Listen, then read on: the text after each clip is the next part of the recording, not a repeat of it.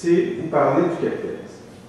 Et dans la deuxième partie, dans les questions-réponses, on pourra à ce moment-là entrer dans les questions de finances publiques, qu'est-ce que le gouvernement va faire, quelles sont les voies alternatives, qu'est-ce qui est réaliste, qu'est-ce qui est idéaliste. Il faut toujours parler des deux. Il faut toujours se demander d'abord qu'est-ce que c'est notre idéal, et ensuite qu'est-ce qui est réalisable. Parce que si on ne parle que de ce qui est réaliste, on n'est pas assez ambitieux.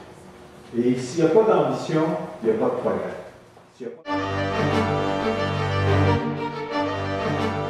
À la source du capitalisme, il y a de l'exploitation, il y a de la spoliation, il y a de la criminalité.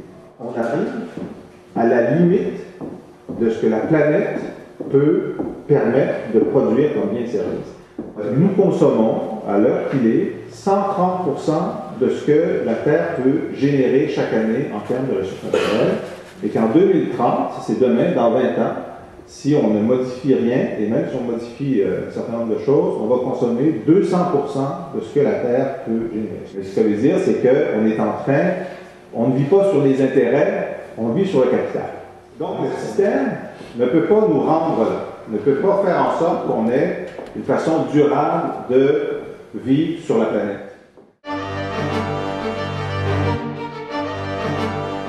La simplicité volontaire, prendre le vélo plutôt que la voiture, tout ça, c'est génial, mais ça n'a pas l'effet d'échelle.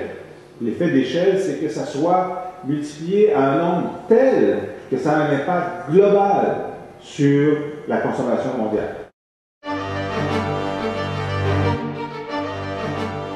Il y a trois approches qui me semblent intéressantes. Il faut faire en sorte de développer autre chose qui fait en sorte que le capitalisme soit toujours là, mais soit un mode dominé, et plus un mode dominant.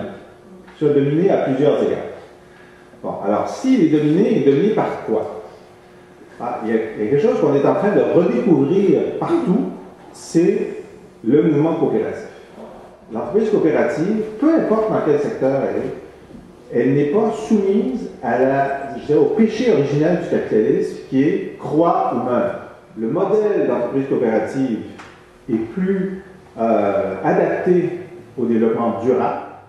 Alors, il faut passer à l'étape supérieure. C'est là qu'il faut prendre le relais entre l'action à la base des coopératives et l'action politique. C'est clair que pour bien servir le public, il faut que l'État ait à chaque contrat qu'il donne plusieurs compétiteurs. Dans les secteurs où il n'y a pas assez de compétiteurs, c'est dans l'intérêt de l'État d'en créer des compétiteurs. Alors, ce serait intéressant que l'État dise, on va aider une entreprise coopérative dans la construction à émerger pour qu'elle puisse compétitionner quand on va faire des appels d'offres, et on en fait constamment. Ce qu'il dit, c'est que l'État devrait créer un bureau de la concurrence qui, entre autres, s'assure que dans chaque secteur, il y ait suffisamment de concurrents, et là où il n'y en a pas, aider des petites entreprises à prendre suffisamment d'échelle pour pouvoir compétitionner. Alors, si on pouvait avoir un principe de faire grandir nos entreprises coopératives grâce à ce levier-là des contrats publics, pour qu'ils deviennent, je passe de l'état de nain à l'état de grands joueurs, une fois qu'ils sont des grands joueurs avec les contrats gouvernementaux, ils peuvent se retourner sur le reste de la société et être des grands joueurs, que devenus un grand joueur, ils finissent par dépasser le capitalisme sans jamais l'abonner. Alors ça, c'est une piste. Il y a une deuxième piste. Alors, dépasser, et en faisant le dompter. Vous allez payer de la santé et sécurité au travail. Vous allez payer une partie de votre pollution, pas assez. On est loin d'avoir fait tout notre travail. Mais vous allez avoir des normes minimales de travail. Vous allez permettre aux femmes enceintes de quitter leur emploi et de revenir après leur maternité. Donc, on a tout fait ça de dompter le capitalisme. Et là, moi, je pense qu'il faut passer à une étape supérieure. Il y a quelque chose qui essaie d'appliquer par l'activiste, c'est la triple reddition de comptes. C'est que le dirigeant d'entreprise, on sait, il doit rendre des comptes aux actionnaires sur la profitabilité de l'entreprise. D'habitude, il est payé là-dessus. Il y a la deuxième reddition de comptes sociale qui est de s'assurer que les conditions minimales de travail, ou les traités internationaux du travail, soient respectés dans toute la chaîne de sous-traitants de l'entreprise. Et la troisième reddition de comptes, c'est celle sur l'empreinte écologique. C'est d'essayer de réduire son empreinte écologique. Et comment faire en sorte que toutes les grandes multinationales le fassent? Ben, il n'y a qu'une façon de le faire, c'est de faire en sorte que la triple reddition de compte soit non seulement appliquée par l'entreprise, mais que le PDG est rémunéré en fonction de l'atteinte des objectifs des 3 redditions. Alors moi, ce que je dis, c'est qu'il faut s'en aller vers un traité international sur la triple reddition de fonds.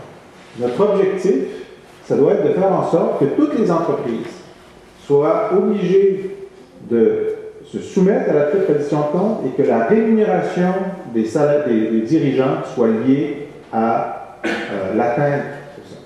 Et un traité international sur la triple reddition de compte, ça voudrait dire qu'une entreprise a une activité économique dans un pays, le pays peut l'obliger à appliquer le traité, sinon lui imposer des sanctions.